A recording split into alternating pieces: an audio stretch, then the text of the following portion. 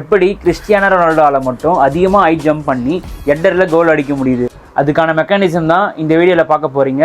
வாங்க வீடியோக்குள்ளே போகலாம். இந்த மாதிரி கண்டென்ட் பிடிச்சிருந்தா மறக்காம சேனலை ஃபாலோ பண்ணிக்கோங்க. இந்த மேட்ச்சில் ரொனால்டோ 2.56 மீட்டர் ஜம்ப் பண்ணி ஹெட்டரில் கோல் அடித்தார். இதுக்கான mechanism based on stretch shortening cycle.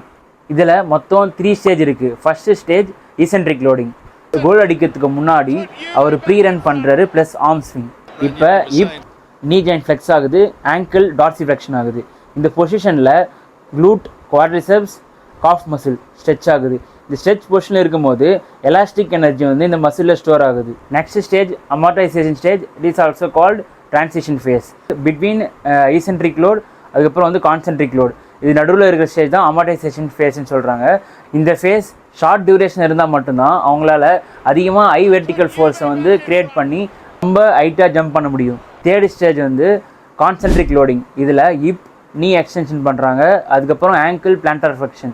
இந்த பொசிஷனில் ஹை வெர்டிக்கல் ஃபோர்ஸ் அவங்களால கிரியேட் பண்ண முடியுது, அதிகமாக ஹை ஜம்ப் பண்ணவும் முடியுது. இந்த ஜம்ப் பண்ணுறதுக்கு ஸ்ட்ராங்கான கோர் ஸ்டெபிலிட்டி கண்டிப்பாக தேவை. இந்த வீடியோ பார்த்ததுக்கப்புறம் ஸ்ட்ரெச் ஷார்ட்னிங் சைக்கிள் பற்றி உங்களுக்கு கண்டிப்பாக புரிஞ்சிருக்கும்.